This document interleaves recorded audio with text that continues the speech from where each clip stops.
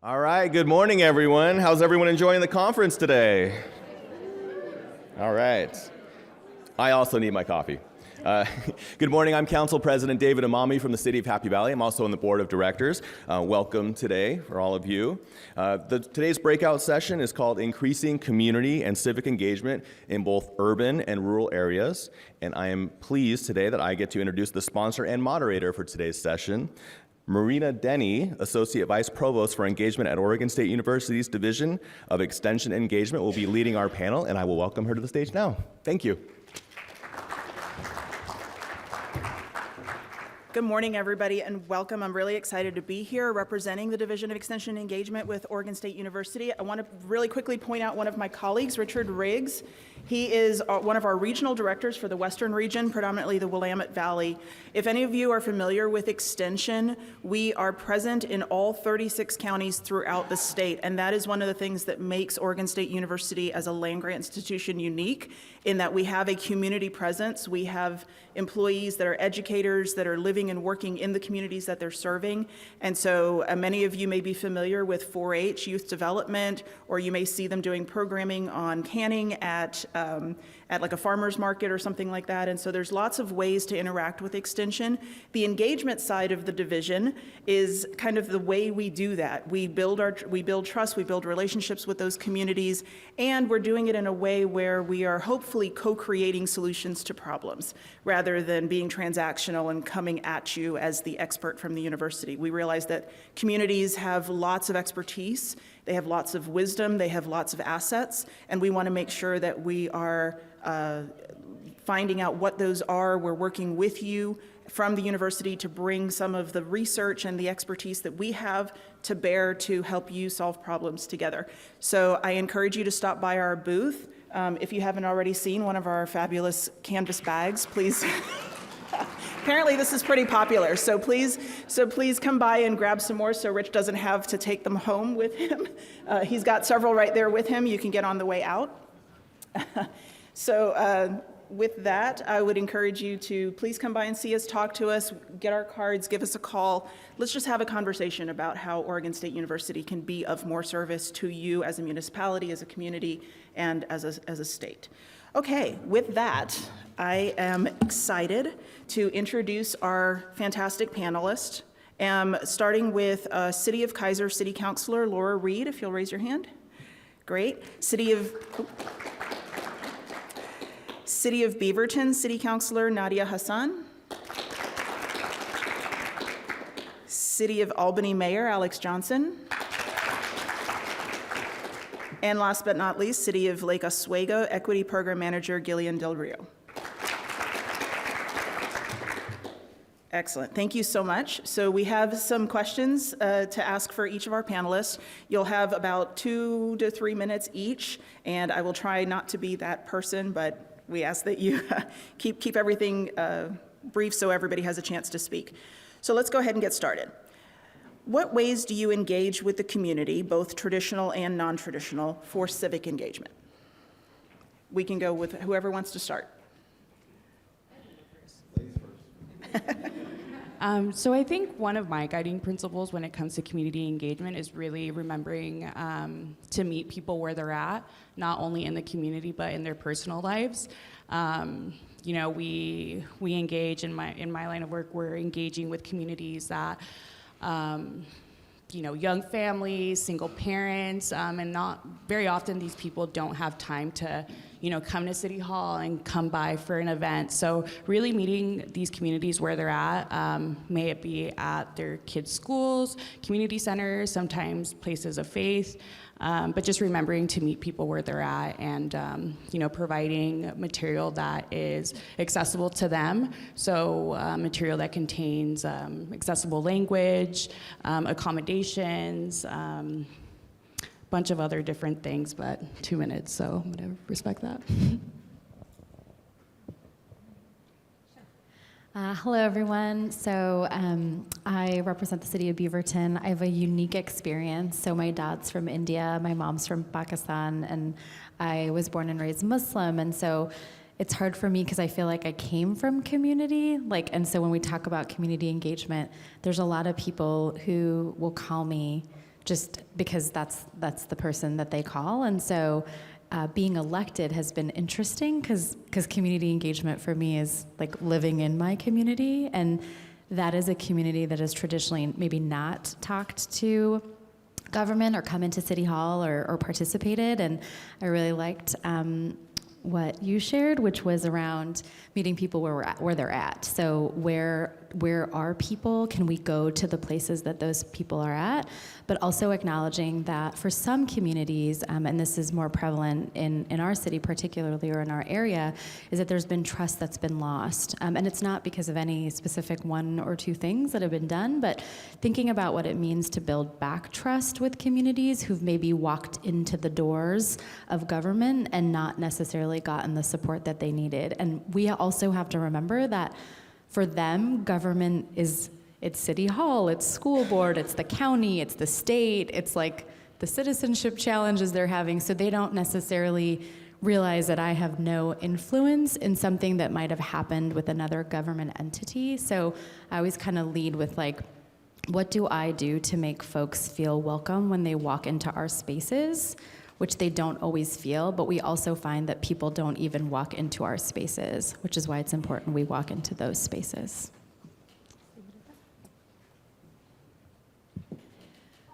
Okay, I'm going to go into some specifics that we do kind of as a city in terms of community engagement. Our mayor, Kathy Clark, who is a world-class mayor, and we are very proud of her. Ever since she was mayor, she's had coffee with Kathy once a month, and these are opportunities for people to come. Initially, they were at revolving coffee shops or restaurant kind of activities, but once COVID hit and these went online, she discovered that there was some opportunity for a whole lot more outreach. So at these coffees, she brings in other elected officials. She brings in people representing different issues that people might be interested in, and it's a Q&A in a way for people to engage with the mayor. She's very personable, and the very first time I met her, we were both judging a talent competition at the high school, and so she's out at those places. She is meeting people where they are. In addition, our police department, they have coffee with a cop every month, and we've also had, our police department has sponsored citizens police academies, which basically brings in members of the community and teaches them the philosophy behind the policing and so understanding where our police are coming from, so it's not an adversarial relationship. And those have been really beneficial. That was one of my favorite things to do as a counselor. We also have blast camps that our police set up, and then our neighborhood nights out is also coordinated through our police department. We have police and counselors teaming up to go out to the different neighborhood groups, and if they're not neighborhood associations, they're just neighborhood groups all over the city, and so there is a big presence there. And then also we've had a couple of service fairs sponsored by other organizations, and this is ways that people can access the resources that we have in their community, because too many times there's a huge gap between people with needs and the resources that are there to serve them. So going to those service fairs and using our neighborhood associations are all some specific things that we do to engage our community. Hi, I'm Alex Johnson II. I'm the mayor of Albany, Oregon. I do 3 things consistently every month. So every community has senior communities, either assisted living or independent living. I try to go to each one of them once a month and do a quasi-town hall where they get a chance to ask me questions, because sometimes they can't get to a city council meeting, but they still pay taxes, they live within our city limits, and I want to reach out to them. Plus, I'm an insurance broker, so I'm their people, and they're my people. The second thing is that I always go to a girls' youth event, sports event at the high school level, at middle school level, and elementary level, and the boys, every week I try to get to one of those events. And I do that because each school gave me a hat that says mayor on the back of it. And so I get to walk and talk to the parents and the kids. And then for the elementary schools, the teachers invite me out to talk about the If I Were Mayor contest that OMA has, and the kids love it. Our kids have won first, second, or third in the last 3 years of this contest. And so it's a big community engagement thing for me. And now other schools and other cities have invited me out to talk to their kids about it. And the mayor said, just go do it. I'm not going to do it. Go ahead and talk to them about it. But my personal goal every day is to talk to at least 5 people that call me. And so when I see a young person out in town with their parents, we have a carousel. And I say, have you taken your mother on a date to the carousel lately? No, would you like to? And the eyes light up. And I give the parents my business card, and it's taken down that wall. That can I go talk to the mayor of City Council? So people are engaging our city council because of the outreach that we do in the community. And my city councilors now are actually going out to the schools and reading and participating. And I tell them, don't say no. You know, if I can make it, I will, I promise you. Don't say no. If I can make it, I will, or one of us will be there. And so we have this attitude of, if they're not going to come to us, we're going to go to them. But this is really cool. When a parent walks up to you in Safeway and says, my 15-year-old has me watching city council meetings, we've done our job, right? So a 15-year-old is watching our city council meetings. That's wonderful. I don't know if other mayors have, but we have a tentative agenda. It's the next 3 months' meetings on our calendar, and then all the agenda items underneath that. And I send it out to the teachers and principals. And at West Albany High School, the kids will pick, the leadership team will pick a class, a meeting, pick an agenda item. They watch the meeting as a group, and then I go out the next day and talk to them about our decision making. And so it's a great way to engage the kids. So I just want to say I love that. Yeah, no, that's fantastic. I love all of those examples, and it actually helps lead into our next question. As you're talking about building trust, as you're talking about meeting people where they are, obviously your cities are different in terms of demographics and levels of diversity. So talk to us a little bit about how you've reached communities that you didn't expect to engage with, and in that process, maybe what were some of the barriers to connection and building trust and how you overcame those? Okay. So I'll just start off. I want to add, like, Beaverton has done some really great things. Like, we've got several boards and commissions. We have a diversity advisory board. We have a human rights advisory commission. I will say, don't have too many boards or commissions. I do think that's something that we're starting to see in terms of maybe a lot of opinions. From a non-traditional perspective, one of the things that I have started just kind of on my own, we have a strong representation. I think Beaverton's probably 25 to 30% non-white. And so what I started doing was a woman of color convening. And so once a month, and then time and life happened, so I wasn't able to keep it going. But about once a month, I would invite women of color who maybe don't always feel like they can come to city council meetings, don't have the capacity to come to city council meetings. I do provide food. I also provide coloring books and childcare, which is coloring books, not anything fancy, and an iPad or Legos. And so the city's been really supportive of those kinds of opportunities. I think those, at least for me personally, events and ways to engage have been really powerful. Some of these women don't always feel like they can come to city council. They might not even be able to make it to city council. And as a mother, I'll tell you, I was at the Arts Center. We have this really beautiful, beautiful resource center for the arts. Come out to Beaverton. There was an incident where my 4-year-old felt that the floor was the place that she wanted to lay on, which is not really appropriate in an arts center. And I did have a volunteer come over and tell me, please tell your daughter to stop laying on the floor. It's that little incident that I don't think that the intention of this person was to make me feel left out of being at the Research Center for the Arts, but it was that moment that I was like, I am not welcome in the Research Center for the Arts. And so I didn't give that feedback to that person, but I shared with folks, like, it's little things like that those incidents of, like, you're like, oh, I can't be here, I don't belong here. And so even our council meetings can be a little bit quiet, and so just trying to bring that fun and saying, like, wherever you are, we're here to meet you. I think that can be a really big piece. I just think going out to different parts of your neighborhoods and communities, folks do want to engage and talk. They just don't know how, or they may not feel comfortable. And so that's a strategy that I've used that I've really enjoyed. The other thing I'll just say, if you're maybe more newly elected, for those of you, I know I've met a lot of more newer folks, like, have a core team of people that you engage with and talk to, like your kitchen cabinet, about ideas and issues. That's also been something that I've used to help me kind of like just bounce off things that we're working on and talking about.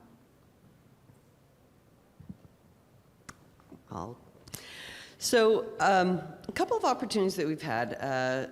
We have been very active in the Mid-Willamette Valley Homeless Alliance, and one of the satellite groups of that is the youth piece. You know, the youth have experienced homelessness and who want to have a say in the solutions to those very complex problems. And so our mayor has been to a Punks in the Park event, which allowed her to be able to engage with some of these people. We had some of our parks tours. Every year we go on parks tours, usually looking at 3 or 4 of them. And one year we went to the skate park, and just so there were all of us counselors and the Parks Board, and we were all there, and we were talking to the kids and adults at the skate park, and it was just a really interesting way to connect with the community. And the skate park is right on the city center, or the city property, the Civic Center property. And so, those kids are there all the time, but don't have any idea what goes on in the building. So that was really an interesting way to do that. There are barriers, for sure. Language is a huge barrier. However, we have discovered that people appreciate us trying. Some of us have very, very remedial Spanish sort of skills, but even that effort, it goes a long way. And we just decided not to feel self-conscious about our inability to speak as fluently as we'd perhaps like. And again, that effort is generally very appreciated. And then just kind of realizing that some people's narratives will never change, and being able to do our best to make government personable, but also be able to respect perspectives that will always and forever be against government. And so that's a challenge as well. But that still is just even more of a reason to reach out and make those connections, because it's all about relationships in government and in every other walk of life. The more relationships you have, the stronger relationships you have, the more you will understand other people's perspectives.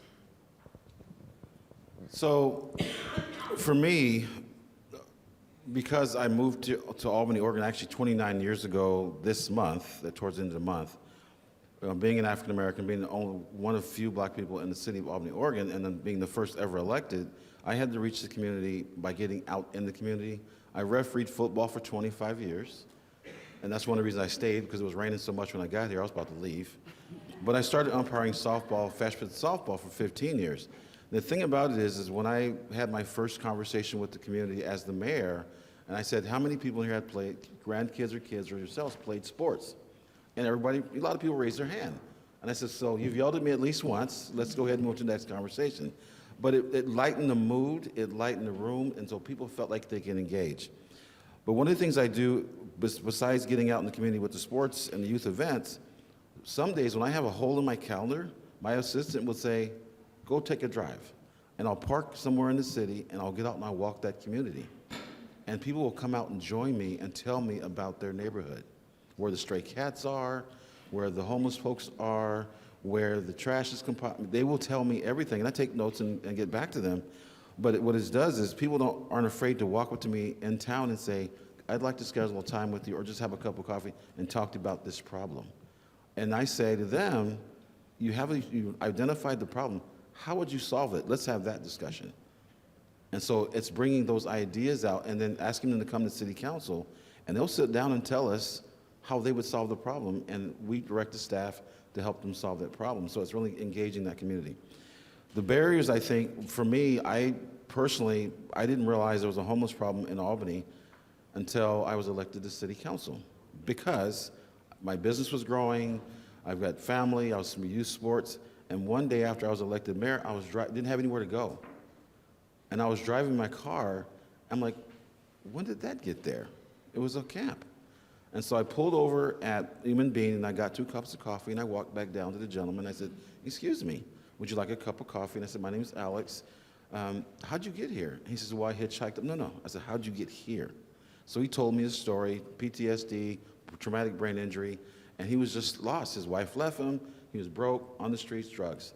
I said, well, anything I can do for you? He says, well, I'm trying to find this shelter. I said, you know what, as luck would have it, you're less than 100 yards away from Albany Helping Hands. And so he and I walked down to Albany Helping Hands, and they introduced him to the executive director and activities director, and he entered the shelter. The last thing he said to me was, thank you for seeing me. But he was in that spot for 2 weeks, and I never saw him because I was rushing to work. And so what I would ask all of you to, everyone in this room and the people you know, see them. Take a moment and see them. And if you have the time, stop and have a cup of coffee or a conversation and share those resources with them because it really matters. And that was 3 years ago. And now he calls me for coffee, and he has a job. He's been through our drug court, and he's doing a lot better, and he appreciates me for that.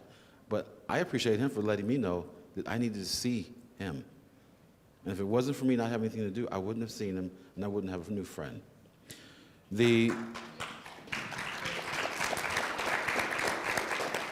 And so I'm a storyteller, and so I try to go to the shelters when I'm ever invited. I go to the shelters, and I meet with the directors and kind of figure out how the city can help them. And so for me, the rest of the community, they know they can reach me. My phone number is 541-730-5064. Everybody in the city of Albany has my cell phone number. But what that's done for me is on the internet, especially nowadays, people attack elected officials every day, multiple times a day. But this is the cool thing about Albany, they give them my phone number. Here's the mayor's phone number, give them a call. That person never reaches out to me because they've been called out. So respond. And the key to responsiveness is respond with kindness. I understand you have a problem. How can I help you with that? Well, I didn't expect you to call me, or I didn't expect you to answer the phone. And then we have a conversation, and now we talk on a regular basis. So be uncomfortable and just have a conversation. Well, I'm going to try to follow that up. Well, personally for me, I think the first year at Lake Oswego, like my colleagues, went out into the community and attended the different programs that the city was putting on, concerts at the park. I am a liaison to the DEI advisory board for the city, but sitting in on various boards and commission meetings and in council meetings, and just taking kind of like an audit of the room and realizing who was missing or what the populations were that were missing. And I think the common misconception of Lake Oswego is that we are a monolith, rich, wealthy, white, upper class, but that is not the case. We have a lot of wealth disparities in Lake Oswego, and we have a lot of ESL speakers in Lake Oswego. So after realizing that, starting to build relationships with those communities was my number one priority. So during COVID, as we know, everything shut down. So our police department really put together kind of like a prescription drug delivery program for people who were homebound, because we don't have, I guess public transportation is pretty limited in Lake Oswego. So seeing where we could, as a city, come up for the shortcomings of our community was really appreciated. And, there's a really big demand, and people still want us to deliver certain things, but unfortunately we can't. But making sure that, you are aware of the, misconceptions also that people have about local government and council, and trying to demystify that, encouraging people to participate on a board or commission, hearing, just a regular conversation and just, wow, have you ever considered, participating in this city event or doing this? And that really just goes a long way. People want to be seen and they want to be heard. And if you are there listening, that goes a long way, and I think that's where you start with building trust and repairing relationships. Thank you all. So in keeping with that theme of helping people to be seen, as well as dispelling some misconceptions about what it means to participate in city government, can you talk to us about some programs or strategies that you've used to continue connecting with the community? I'll start. So one of the things that's really important is to be predictable in terms of, and be clear about the who, what, where, why, and when of any kind of activity, and provide those service opportunities. That's where people can come together and be seen and be heard and feel like they're making a contribution. So providing those service opportunities, we have Civic Center cleanups once a year, we have parks cleanups, we have our Watershed Council has cleanups and various things, and these are a way for these are ways for people to come and be a part of things. And yes, this part is that, still in the you come to us, but we're also going out in their neighborhoods, their parks, their areas to be able to do some of these things. And it's also an opportunity to involve both youth and families and be able to have that welcoming sort of environment. And then our use of neighborhood associations, this is evolving. Three of our 4 neighborhood associations are really struggling in terms of attendance at City Hall neighborhood association meetings. However, they have a very robust online presence. And so just kind of, it's easy to look at our neighborhood associations as kind of a failure in terms of attendance, but we are needing to sort of re-envision what that success means in terms of other ways, other means of outreach. One neighborhood association that has maybe 3 of us attend every month, they have a monthly night at the elementary school. And then another association has weekly Friday night meetings at a community center in their area. So making sure that we can get to them and not necessarily have it be an official meeting, but again, kind of just reinventing what neighborhood association success looks like. And we also use our neighborhood associations to solve some problems. We had our Miracle of Lights if you've ever been through Kaiser, we have a house lights tour every year. And anyway, there were some problems with the process, there were some problems with engagement, and there were some problems with neighbor involvement with that. And so we took that to the neighborhood association and used them in the process of solving that. And that's still in the process of working itself out, but that is one of the ways that we've done that too. We established the Community Diversity Engagement Committee to basically be the action committee for our Justice, Equity, Diversity, and Inclusion Resolution. And this is, we have a lot of opportunity with this group, but it hasn't really gotten off the ground in the 2 years or so that it's been there. We've looked at other cities and what they've done in terms of their DEI work, and we've gotten some really good examples. But that's something that we're really still working on launching and defining, and we're proud of the work that we've done. However, we're still in the fledgling state after about 2 years, which is kind of discouraging. But so anyway, those are some of our successes and challenges. Thank you. I'll go this time. So when I got elected mayor, we all have a platform, right? We put our platform, budget and safety and all those kind of things, great neighborhoods. But a lot of times, an elected official doesn't have the vision or the methodology or how they're going to attack a certain problem. So one of the things that I did was I had a list of 15 things I'd like to fix or solve or resolve when I was elected. And so the first thing was meeting efficiency. I wanted to make it easier for people to attend our meetings. So I moved the meeting start time from 7:15 to 6 o'clock because our last bus runs at 7:30. So it gave people that didn't have their own transportation to be able to use the bus for that last ride. But I put business from the public at the front of the meeting, whereas before it was at the back of the meeting. So now that person can sit there, speak to the city council, and say their piece, and go home, take care of their family, feed their kids, go to work. But I made it more accessible for people to participate in city government. The next thing is that if I ever receive a note or a letter or a card from a child, I respond that day. I'll write them a handwritten note, invite their parents to give me a call so we can sit down and talk about that child's issues. And it's worked out perfectly because now I have parents saying, my son was warning about this park, and so we'll go to the park, we'll meet at the park and talk with their child about their concerns, what they're afraid of, and I take that information back to our Parks and Rec department, and it's been really helpful. Some of the other things that we've done as far as people think that we get paid a lot of money. We really don't. I mean, right? We don't line pockets. We don't do any. But when I do, people ask me, "What's your stipend?" I said, "It's about $208 a month."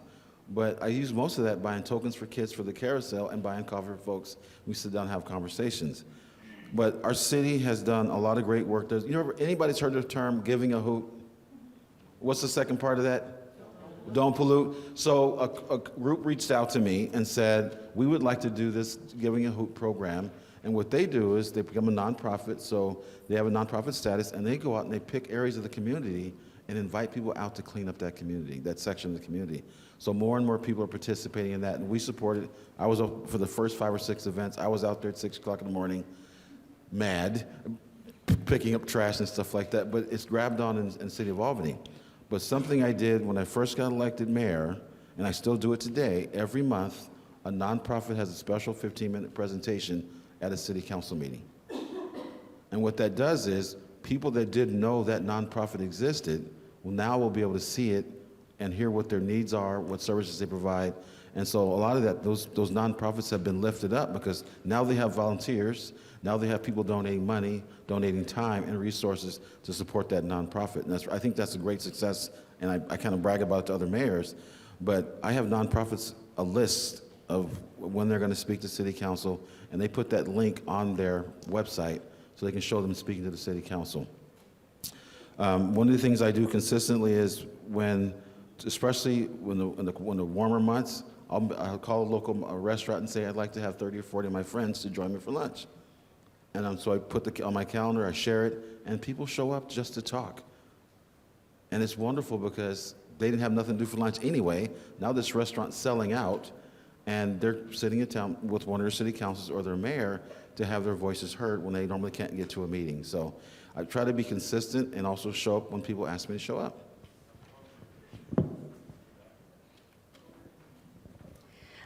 So when thinking about strategies, I definitely have a list to go to, a list of go-to items that I try to incorporate in every event or council meeting or, advisory board meeting, making sure that there is hybrid option available, Zoom, WebEx, whatever it may be, having the option of food for later meetings. I think one of the big things for people in our community is having to be home to get the kids fed, take them to practice, all of that stuff. So alleviating a little bit of that stress and welcoming them into our space has been successful. Oftentimes, people struggle with childcare as well, so making sure that we are providing a childcare option during some of our meetings, and then always making sure that we are hosting our meetings in ADA accessible buildings. We want everybody to be able to come, so like I said, making sure that we're just attempting to alleviate any stress, and then also just echoing what Alex said regarding meeting times, making sure that meeting times are accessible and they're not on 12 p.m. on a Monday or something.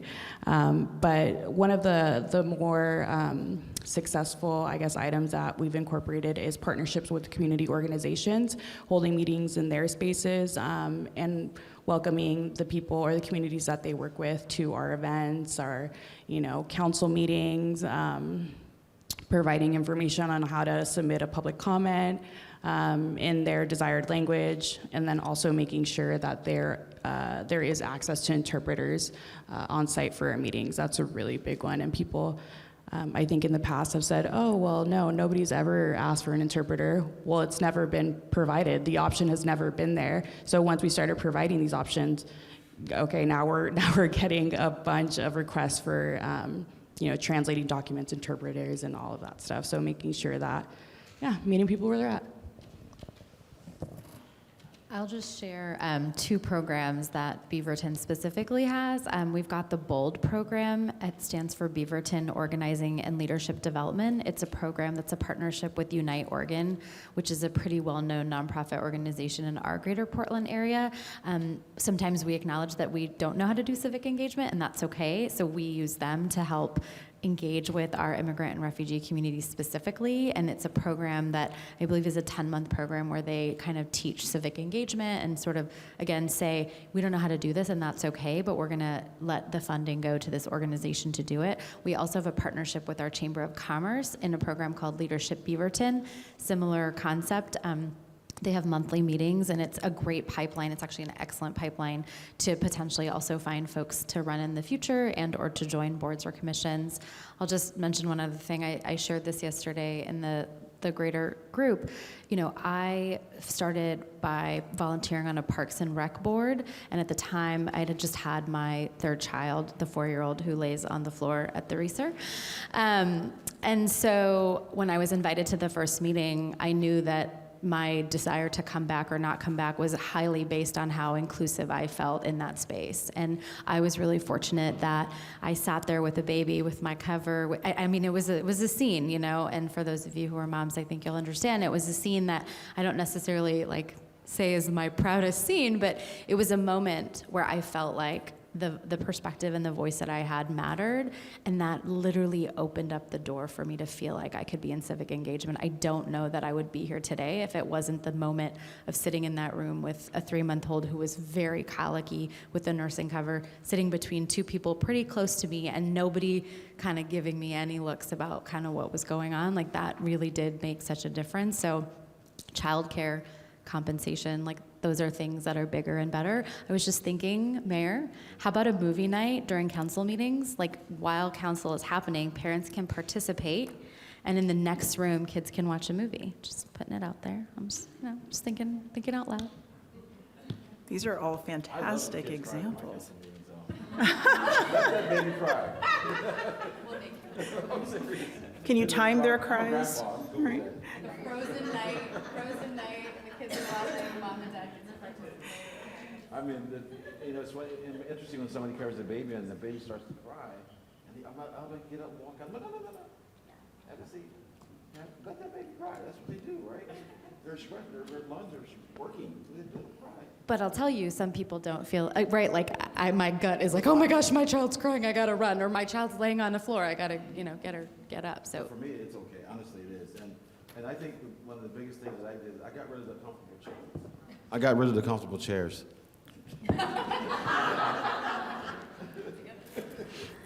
All these great little tips, right? And some of them are positive reinforcement, and some maybe not so much. So it depends on what you need. I do have a quick follow-up. You know, several of you mentioned that as city officials, you're not making the big bucks. And obviously, those city budgets don't necessarily have a lot in place to think about things like compensation for participation in government. Are there other means of compensation other than money that you've thought about or have implemented in a way to encourage participation from groups that may not have traditionally considered? Well, just one little thing that we do is, for instance, with surveys and so forth, we offer, you know, gift cards, gift card drawings, and those kinds of things. Mm-hmm. It is a really tricky question, and again, providing opportunities for families to engage in the community, I think, is one of the ways that we can do that. But that is a very complicated question. I can say, so Tualatin Hills Park and Recreation District, that was the first board or commission that I joined. They actually gave us a $500, I think $500 was the max. But it wasn't dollars, sorry, it was a park pass. So rather than giving me money, I now had access to their facilities. And so there are things that you have in your cities potentially. Parking, food is always easy, like free food come, but is there a park opportunity? Is it, you know, swim classes? Like, what are the things that the people that you want to hear from? I think the question is almost back to you and your communities. Like, is it mostly parents? If it's mostly parents, it's Frozen Night with Mayor Johnson, and while y'all are at the city council meeting, if it's an elderly community, maybe it's food. And so I do think that $500, I get free access to the parks and their gym was like, that was probably the coolest thing I had ever gotten. And whether it's gift cards or childcare, it's really looking out and saying, what would it take for you to come to our meetings, or what could we do to make it easier? And asking those questions can be hard. Building trust with the people, I think, is the hardest. Once you get to that point where you've built trust with someone, which I will say is not like the first meeting, right? It takes a couple meetings. Then you can say, well, how do we engage with you more? And is it a childcare issue? Is it a stipend issue? What are those things? But that $500, I tell you, like it was very, very helpful for me to feel like I was participating on something that was really, really impactful. Thank you. All right. Did you want to add to that, Mayor? It's the first time I've heard of paying people a stipend to participate in something. Actually, it was this morning at the previous session I went to. We haven't talked about it as a council or as a city, but I'm sure that our city manager was there with the president of the council, so I'm sure we'll have a discussion about it. But I think one of the things I encourage from people is to participate because it's the right thing to do for the community. And I say this in every speech that I give, we must be better together, right? So a community that's together is a strong community, and we can get a lot done if we work with each other and just be honest with each other. Our parks has problems. How do we fix it? And they will tell me, Mayor, we should do this. Well, let's go talk about it. So encourage them to participate and let them know it's safe to be at City Council. I think the biggest reward for them is we give them praise for bringing that to us. And so they're recognized by the community as somebody that helped solve a problem. And it's a good thing when you walk around and say, thanks for doing that idea, or thanks for fixing that problem. Just being an average person in town. Sometimes just a thank you is enough. And if it takes more than that, then we need to figure that out going forward. Thank you all. Did you want to add anything? Okay. So you've all addressed our final question to some degree, talking about going into neighborhoods, having interpreters, maybe changing the meeting times to accommodate people that don't have their own transportation. Is there anything else you'd like to add about how you ensure that underprivileged communities feel seen and heard? One of the most important things for us is identifying those communities. And so our staff has put together a list of 60 or some odd, both faith-based communities, communities of all kinds, and being able to identify those communities, we reached out specifically to them for our strategic plan process, and the staff reaches out, the council can reach out to those communities once they know that they're there. But I think it's pretty easy to say, yeah, we're a diverse community, but without identifying those specific communities, that doesn't necessarily go a very long way. So having our community diversity engagement committee assigned to some of those groups to be able to get some input is something that we're planning on doing. And again, we have community dinners at St. Edward Catholic Church, and so that is one faith-based community doing a community service that we are now sort of involved in. So I think that is something that is really important for us. So when I think about, underprivileged communities, I think about my own personal experience. So growing up Latina, first generation, English as a second language, our family's only interactions with government were negative.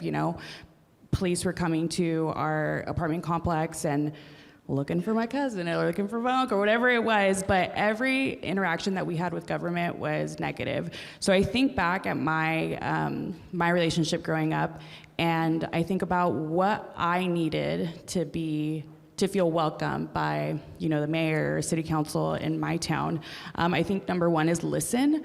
Sometimes people just want to be heard. People want to vent. People want to express their fears and concerns, and oftentimes, we can't do anything sometimes, but just listening goes so far for an individual.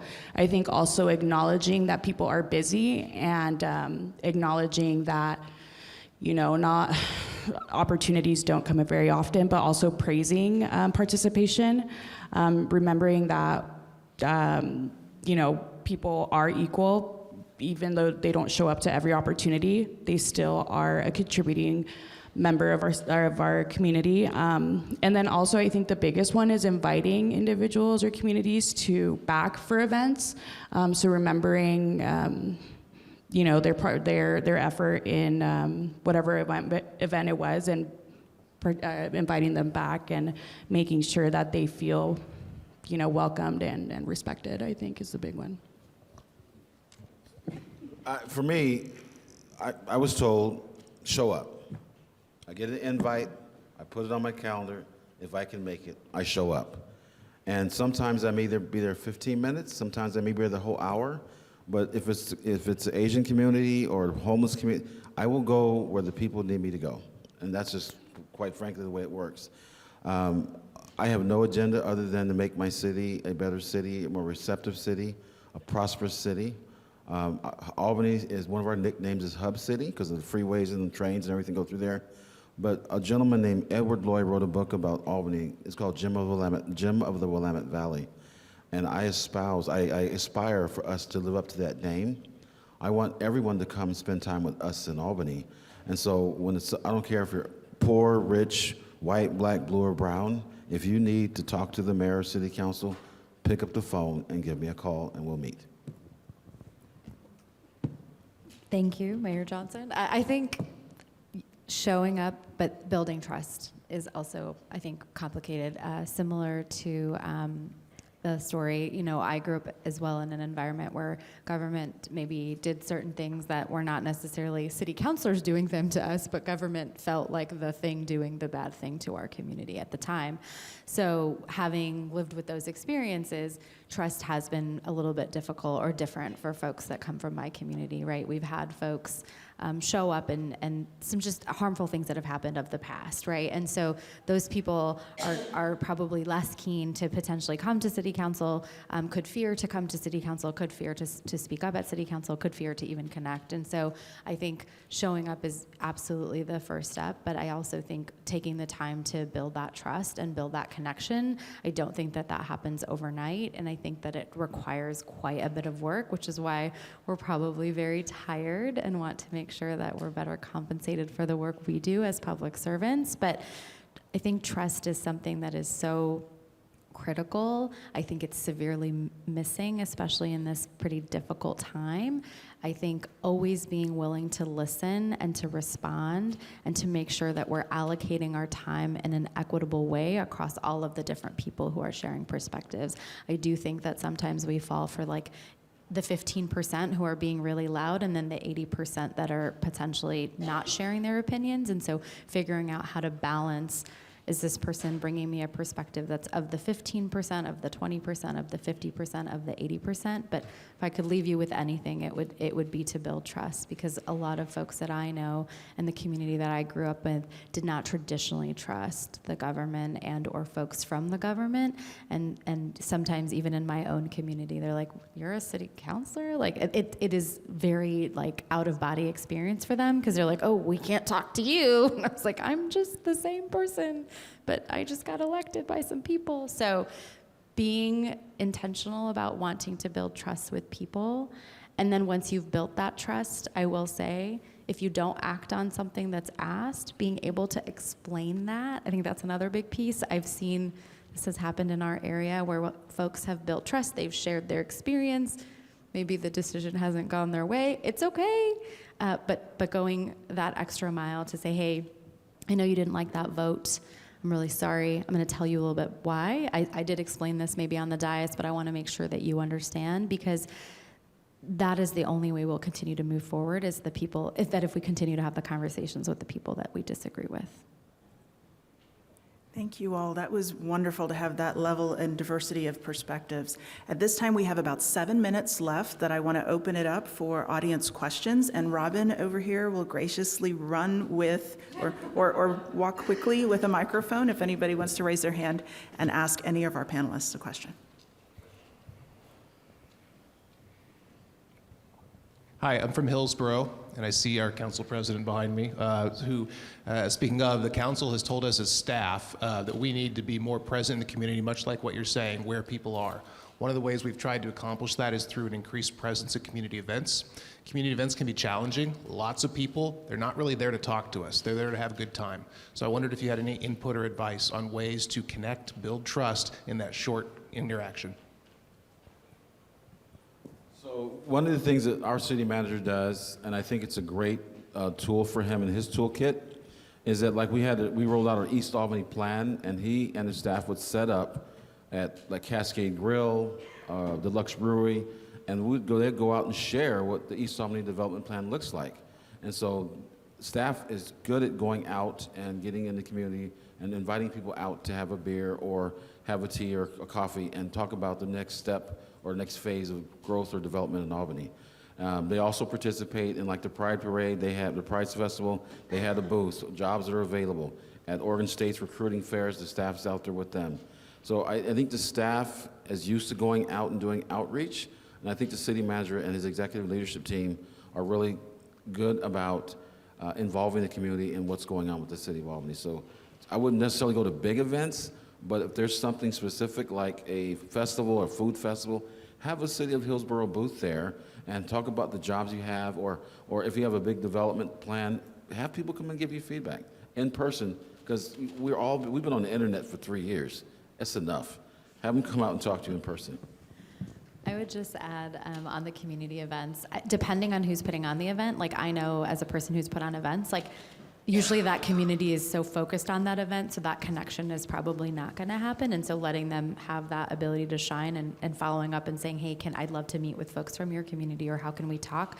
Another thing, because you're a bigger city, as are we, we're talking about building a community engagement policy. So what does a policy actually look like when we do engagement with community? I think that's super helpful, but remembering that those community events, I actually think I love events, let me be very clear, and they give me all the feel-good feels post-COVID. They are expensive, and they are not necessarily always the best time to do that intentional connection. So I would caution us from using community events as a way to engage. I think they're a way to show up, but they're not necessarily a way to listen and hear.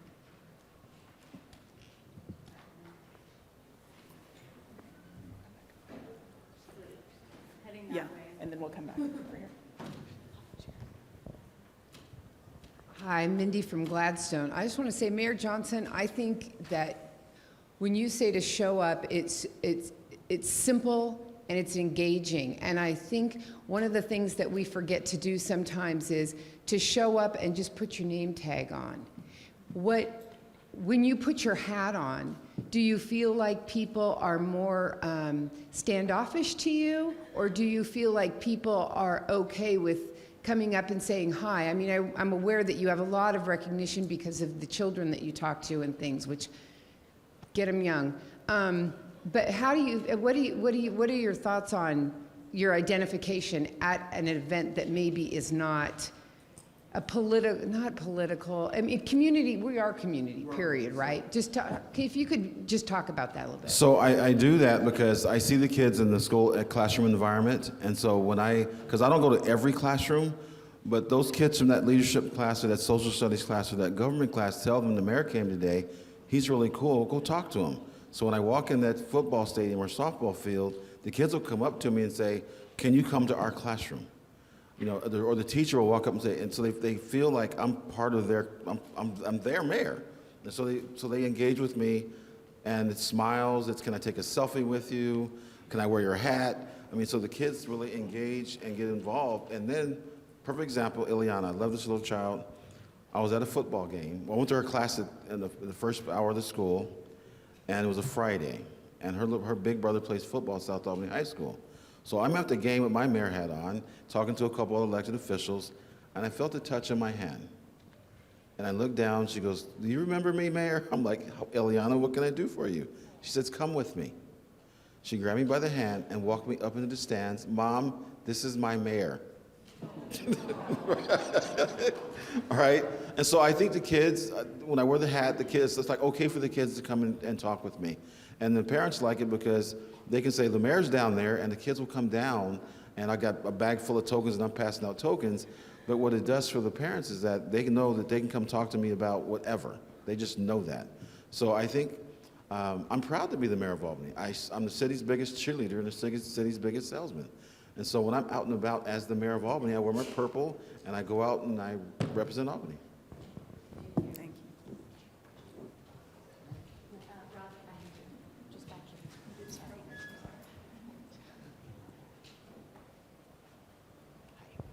Hi. I thought this might be off topic, but what I'm about to ask might increase community engagement. I was watching you having trouble getting through the aisles to get here. I would like to ask all of you, and I would like you to take this home with you. When you get up, push your chairs back under the table. It makes it so much easier for people, even with limited balance. It's hard to get through, but that's something that doesn't seem to be taught lately, and it could make a big difference. So, thank you. One more? Okay, time for one more question. Yes, right here.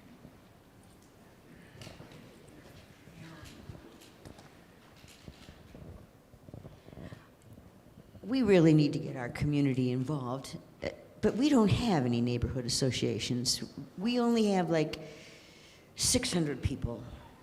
We're very small. In the summer, we could grow to 800. But to get these people involved, have you got any other ideas than neighborhood associations? Because, you know, I can't go to a neighborhood association. I don't have one. I'm too small to have communities. I've only got one. How do I get out there when that's the situation? So for me, even though you're a small community, you're a mighty community, and they want to hear from you. So people in your community want to hear from you. So doing something like, I will be at this coffee shop, Joe's Coffee Shop, from 1 o'clock to 3 on a Friday. I would love to hear from you. And the more times you show up, the more people that will show up. Because the first time I did a community coffee with the mayor event, one person signed up. And I was walking in the building with her. And so we sat and had a 2-hour conversation because I was going to be there from 1 to 3. But the next time there was 15 people there because she told her friends that he showed up and stayed with me the whole time. So how do you advertise that? I mean, So if are you on social media?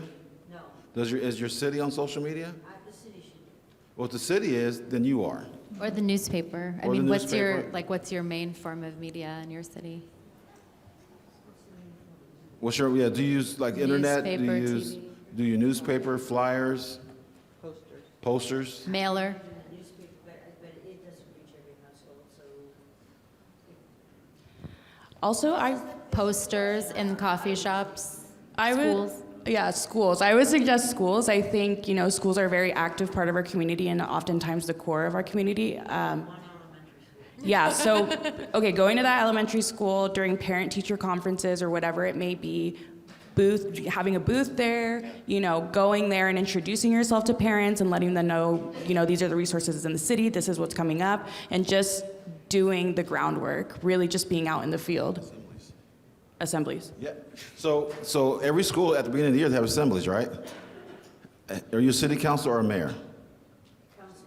So have a councilor's moment, right? So have the city council come and introduce the city council to the school, so the parents will be there, teachers will be there, and every once, I would go to a softball game or a baseball game, or any school event you can just walk and say hi to people. I think that will bring more people to you.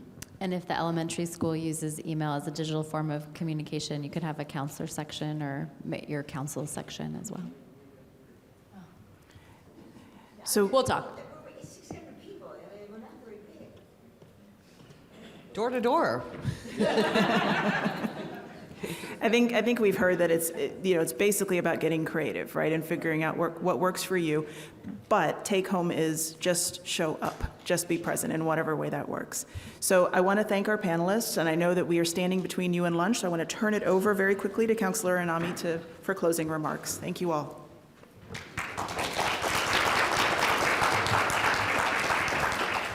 Thank you, Marina. Once again, great job, panelists, and thank you, Marina, for doing a great job moderating. Thank you, everyone, for coming by today. Just a couple of quick announcements. While it's fresh on your minds, it would be really great to get some feedback on today's session. So if you wouldn't mind, hop into that app and hit the feedback button. You can give some feedback right now. And if you don't see it, just add this session to your schedule, and then you'll be able to get it from there.